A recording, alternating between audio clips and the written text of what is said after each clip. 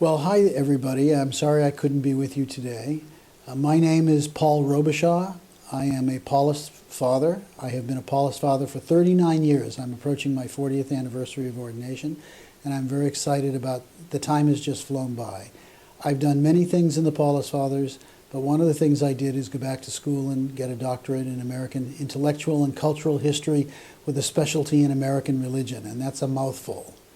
But what it means is I am a scholar who looks at the relationship of religion and its influence on American culture, and someone who looks at American culture and its influence on American religion.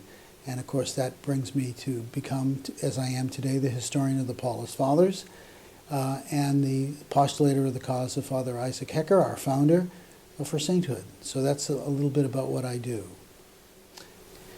So most of you have just seen this film by Tom Gibbons on the conversion of Isaac Hecker from Transcendentalism to Roman Catholicism. And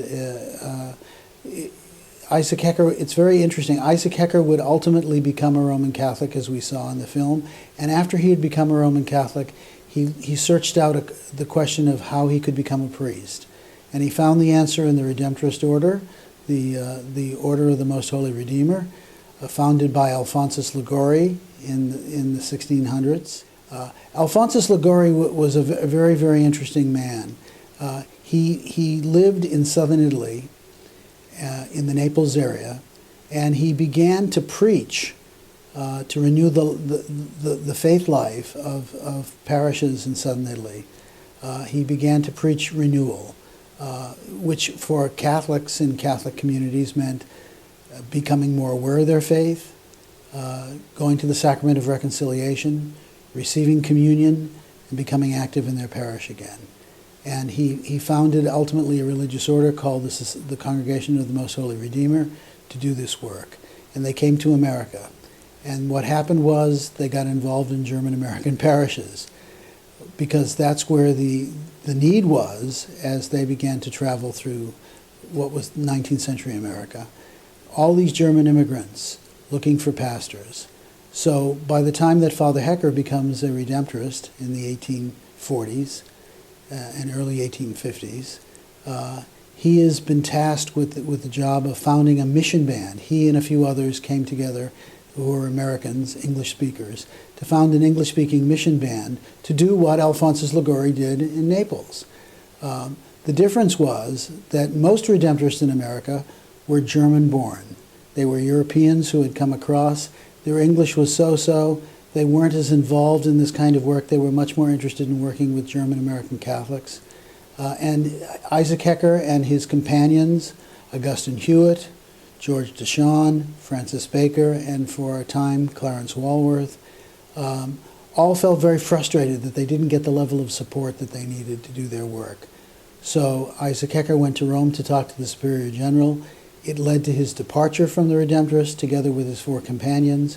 And in 1858, with the blessing of Pope Pius IX, the five of them met in July in a townhouse in Lower Manhattan and began what we call today the Paulist Fathers.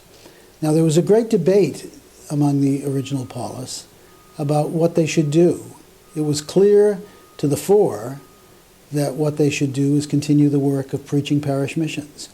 There was a lot of interest in it. The bishops of the United States were very supportive, and it was good work and it was important work. But Isaac Hecker challenged his four companions to do more than that. He said, we're converts. We've had the experience of converting to Roman Catholicism. And in fact, some of them had actually been ministers in the Protestant Church. He said, we are unique. When we go out to preach missions in Catholic parishes, Protestants come out to hear us because our story is so different from anything they've ever heard before. And they're interested in learning why we became Catholic. There's a work here to be done. We can reach out beyond Catholic America as it's developing to the broader dominant culture, which is Protestant. And we can begin to say to Protestant America, open your minds, open your hearts, open your soul, and hear what we have to say. We think that fundamentally all people are called to be Catholic. And we would like to explain why to you and invite you to consider becoming a Catholic as well. And so therefore Hecker said, we are converts, let us do the work of conversion. In fact, let's do something really visionary. Let's convert America to the Roman Catholic Church. And that was a very, very exciting, challenging, and as we have learned over 150 years, an almost impossible task. But you know, when you take on more than you can imagine, you go farther than you can imagine. And the Paulists began to develop ministries that came out of the work of conversion. From preaching, we moved into parishes. Parishes, though, with a specific focus around evangelization and outreach. Paulist parishes, beginning with our mother church in New York, became models of what parish ministry, what community could be like. But always with an invitation to others to come and either, if they had fallen away from the Catholic Church, to consider renewing their faith. If they were not Catholic, to consider becoming Roman Catholic. The invitation was always there in our ministry. And from parishes, we moved into Newman work. State universities had great potential for Catholic students, where they could get scholarships to go to school. But in the year 1900, there was a mixed feeling among the bishops of the United States as to whether to support the idea of Catholics going to state universities.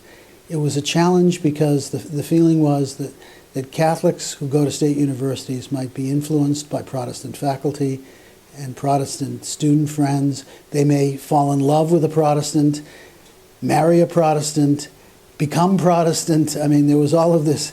But the feeling was, here were the Paulist Fathers. The Paulist Fathers were, in fact, among the first 50 Paulists, most of them were originally converts to Roman Catholicism. Here in the Paulist Fathers, you had people who understood Protestant America, and they could protect, guide, teach. They were perfect chaplains to work with the Catholic communities at state universities. And so we began at the University of California, Berkeley, at the University of Texas at Austin, and we expanded our work into campus ministry. Campus ministry was a very exciting thing, and we could talk about that, but we don't have the time right now. But campus ministry has been always, since 1906, campus ministry has always been an important part of the Paulist experience. And some of our oldest campus ministries, like Berkeley, are celebrating over 100 years of Paulist presence on their campus. So there's some exciting work there.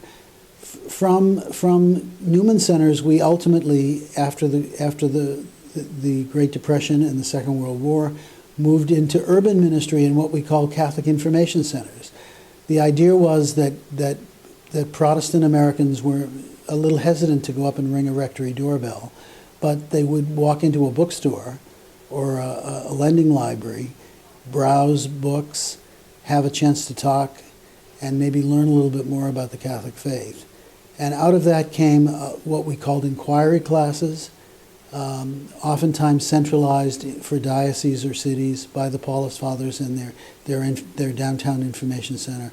Oftentimes adult education was offered, and a lot of our adult education centers became very important agents for helping Roman Catholics at the time of the Second Vatican Council understand the reforms and the changes in the Church, which today we live with and are very, very comfortable with. But so information centers played an important role, once again, in our dialogue with America. The Paulist Fathers in 1865, Father Hecker had the idea of founding a journal in English for Americans to learn about trends and themes and ideas and development in Catholic theology. It was called The Catholic World. And from The Catholic World in 1865, in the 1920s, we founded our radio station, our 50,000-watt radio station, WLWL. In the 1950s, we began to work in television. We had Father Elwood Kaiser in the 1960s and 70s, who produced an award-winning series called Insight, and then began to move into movies and cable television before he passed away. Paulist Productions is still a very, very vital, and I'm sure you can learn from other Paulists, perhaps on this weekend, more about the work of our media wing. And then finally, the Paulist Fathers moved into the internet with Busted Halo, our web portal. So we have always attempted to use the media and the media of the times, the current media, to help bring about the expansion and the propagation of the gospel in the lives of others. You know, today there are about 14 American saints, and one of our concerns is to add to that number Father Isaac Hecker, our founder. Father Hecker was an incredible pastor. Cardinal Egan, the former Archbishop of New York, liked to say that the best pastor our parish in New York ever had was Father Isaac Hecker. And that's so true in so many ways. And yet he didn't want to be the pastor. He wanted to do other kinds of work. Together with being an incredible pastor, he had a deep contemplative prayer life.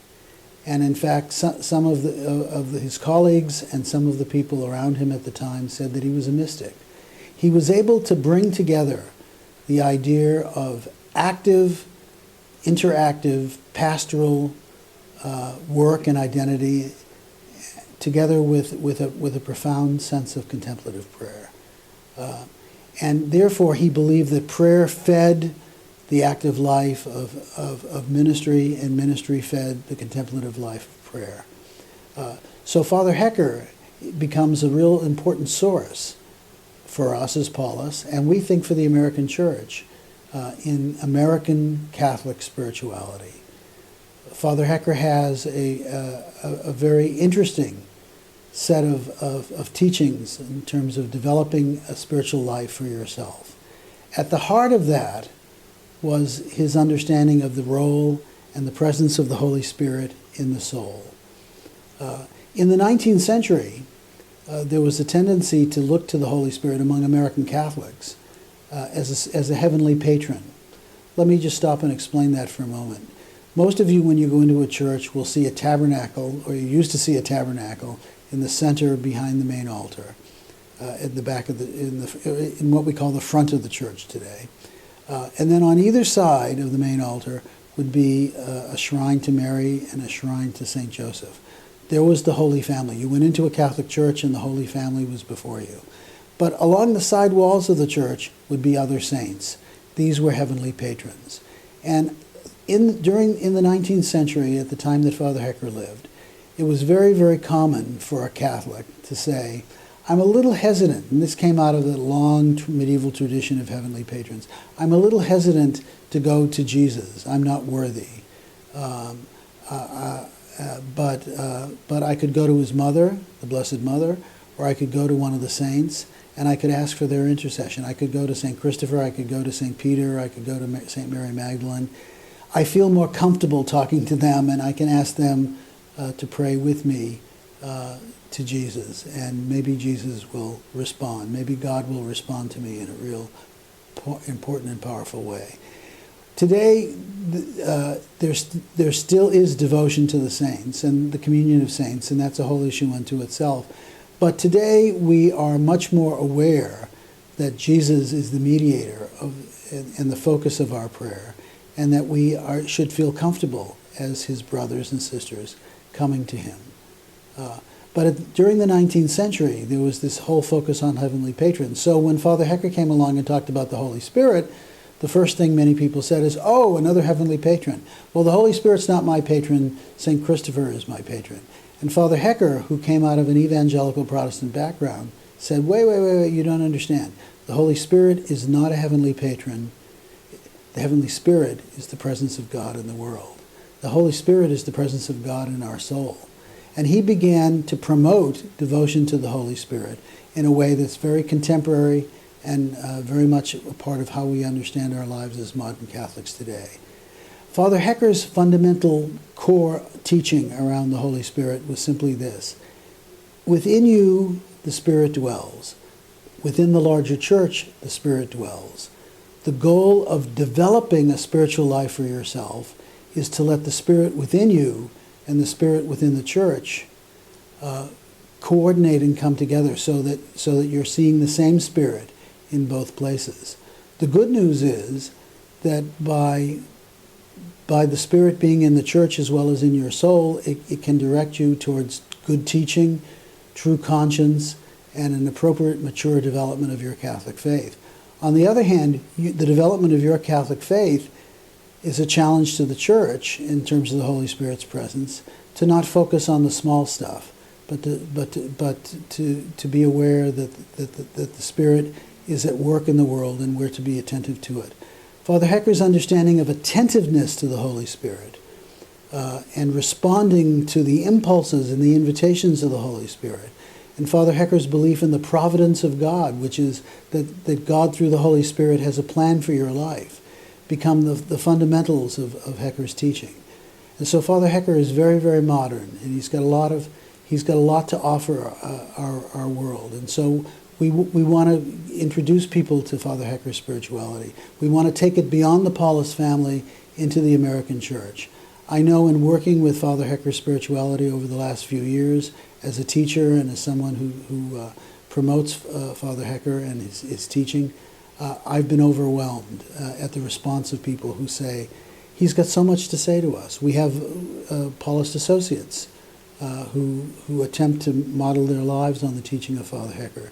And we hope, if you consider becoming a Paulist father, that Hecker will help form you and deepen your appreciation for the presence of the Holy Spirit within you. So there's a lot to Father Hecker. It all started with the film you saw by Tom Gibbons, with Hecker struggling with his vision and living among the transcendentalists. And it ends up with us today as Paulist fathers, with the Paulists you will meet on this weekend, who are active and alive, and we are still guided by our founder, Father Hecker, and we still always have a way of deepening. As Father Hecker said to his first colleagues, we're converts and conversion is at our heart, because if you can't experience conversion, you can't be an agent of conversion. So consider the Paulist Fathers is what I say to you today. We have a lot to offer. Be aware that we're going to challenge you to look at how your life goes through a process of conversion. Conversion isn't just one moment, but it's a lifetime of living your life as a Christian. Be aware that we invite you to come explore the Holy Spirit with us, and be aware that there is so much work to be done in America, that the work and the vision of Father Hecker and his original companions is there for us to do today. Evangelization, reconciliation, ecumenism. Thank you.